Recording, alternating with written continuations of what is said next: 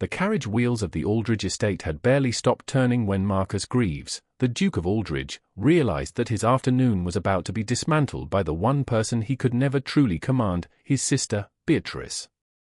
Marcus was a man of cold stone and ink-stained ledgers, a man who believed that the world was governed by agricultural reports and trade tariffs rather than the whims of the heart. He lived his life in a fortress of productivity, hiding behind the heavy mahogany desk of his study, convinced that his duty to the dukedom was a shield against the messy, unpredictable nature of human emotion. But Beatrice, with her sharp wit and refusal to be intimidated by his title, saw through the performance. She saw a man who had forgotten how to breathe the air of the world outside his library, a man who had become a ghost in his own manner. "You cannot possibly expect me to spend 2 hours listening to Mr. Whitmore recite poetry," Beatrice said, her voice cutting through the silence of the carriage like a blade. She was adjusting her bonnet with the precise, lethal movements of a general preparing for a siege. "The man rhymes the heart with depart in every single verse, Marcus. It is an insult to the English language." Marcus didn't look up from the correspondence he had brought specifically to avoid eye contact. "You accepted the invitation to promenade in Hyde Park, Beatrice. I am merely fulfilling my brotherly duty as your chaperone. It is a matter of appearance." "Your brotherly duty?" Beatrice's laugh was sharp enough to shatter the crystal decanters back at the house. "You've forgotten what sunlight looks like, Marcus. The steward mentioned you fell asleep at your desk twice last week.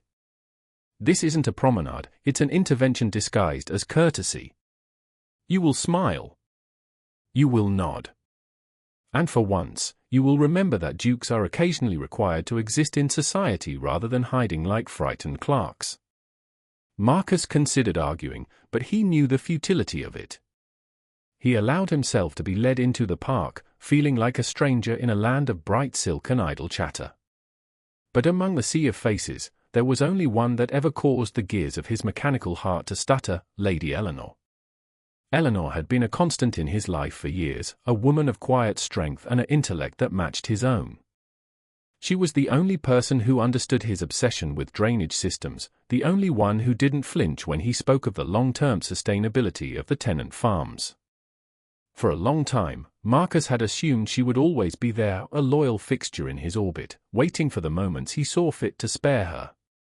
He was comfortable in his neglect. He believed that stability was a substitute for passion, and that as long as he provided for the people around him, he was fulfilling his role.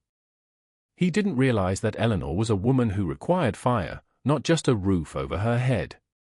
He had spent years treating her as an intellectual peer but never as a woman who deserved to be fought for.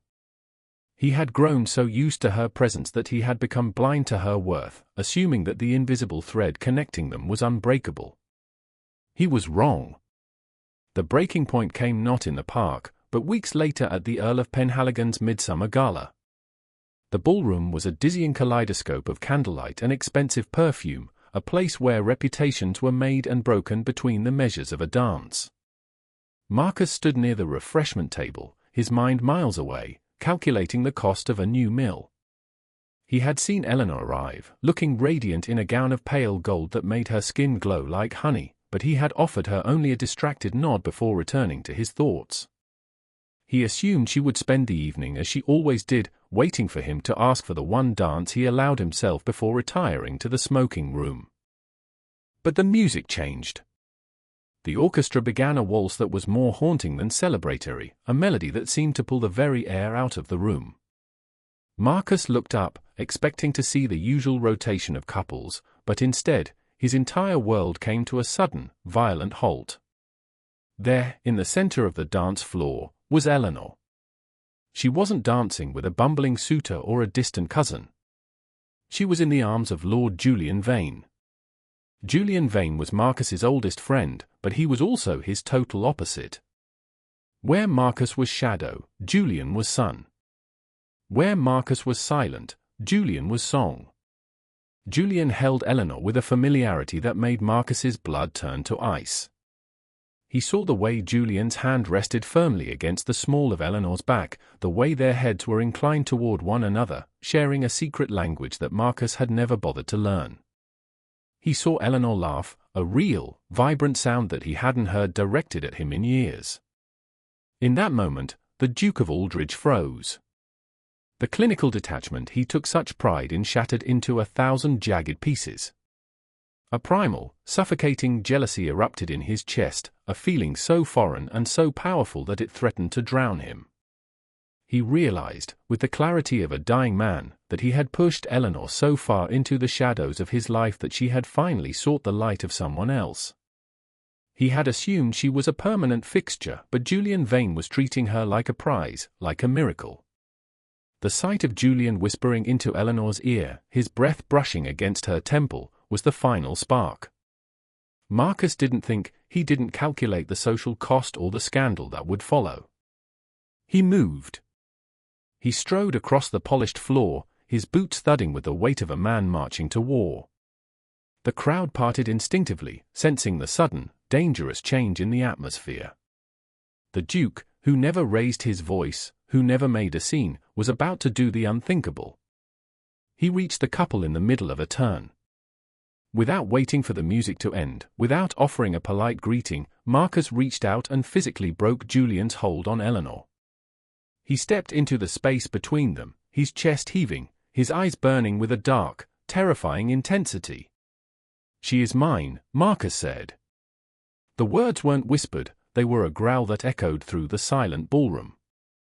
The orchestra faltered. The dancers stopped. 100 pairs of eyes fixed on the Duke of Aldridge as he stood there, claiming a woman he had ignored for years in the most public, scandalous way possible. Julian Vane looked at his friend with a mixture of shock and a strange, knowing pity. Eleanor stood frozen, her face pale, her eyes wide with a combination of fury and disbelief. "Marcus, what are you doing?" she whispered, her voice trembling. "I am stopping the play," Marcus replied, his voice cracking with an emotion he could no longer contain. "I am stopping the pretense that I can live without you. I am stopping the lie that I am a man of stone." He didn't wait for her to respond. He grabbed her hand, not with the gentle touch of a suitor, but with the desperation of a drowning man, and led her out of the ballroom, through the gasping crowds, and onto the moonlit terrace. The air outside was cool, but Marcus felt like he was burning alive. He let go of her hand and turned away, gripping the stone balustrade until his knuckles turned white. "You have no right," Eleanor said, her voice like a whip. "You have spent years treating me like an afterthought. You have looked through me as if I were a piece of furniture in your study. And now, because you see Julian looking at me with the respect and affection you were too proud to show, you decide to claim me. I am not a piece of land, Marcus. I am not a contract to be signed." Marcus turned to face her, and for the first time in her life, Eleanor saw the man behind the Duke. His hair was disheveled, his cravat was crooked, and his eyes were brimming with tears. The mask had not just slipped, it had disintegrated. "I know," Marcus whispered. "I know I have been a ghost. I thought that by being steady, I was being enough. I thought that if I provided a world for you, I didn't have to be present in it. I was a fool, Eleanor. I was terrified that if I let you see how much I needed you, you would see how small I truly am." Then, he did the second unthinkable thing of the night. The Duke of Aldridge, the man who believed in hierarchy and dignity above all else, sank to his knees on the cold stone of the terrace. He bowed his head, his shoulders shaking. "I am terrible at grand gestures," he said, his voice muffled by his grief. "I will probably always be better at showing affection through drainage systems than poetry.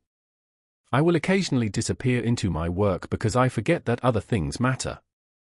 But I cannot survive another night like this one.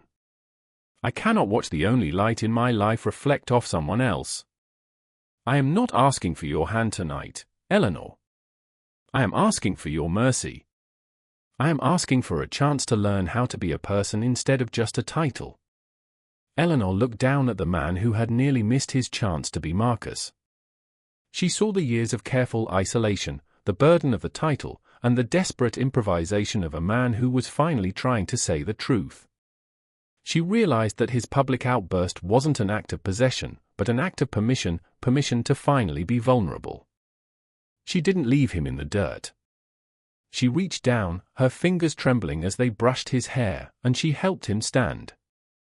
She didn't offer him a vow of marriage, but she offered him her hand. "Everything before this was just a prologue, Marcus," she said softly.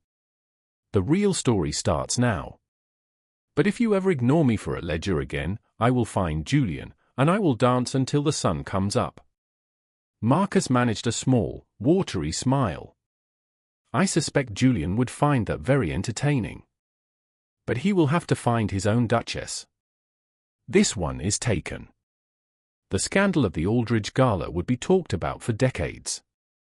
The Duke who claimed his wife in the middle of a waltz became a legend of the ton. But Marcus didn't care about the gossip. He spent the rest of his life ensuring that the fire he had found that night never went out. He learned that a duke's legacy isn't built on land or gold, but on the courage to be seen by the one person who matters. And as the years passed, the people of Aldridge noticed a change. The manor was no longer a fortress of silence, it was a house of music, of laughter, and of a duke who finally knew how to dance. The prologue was over. The life of Marcus and Eleanor had finally, truly begun. And in the gardens of Aldridge, under the watchful eyes of a sister who had finally won her intervention, the Duke and his Duchess walked hand in hand, no longer afraid of the sunlight.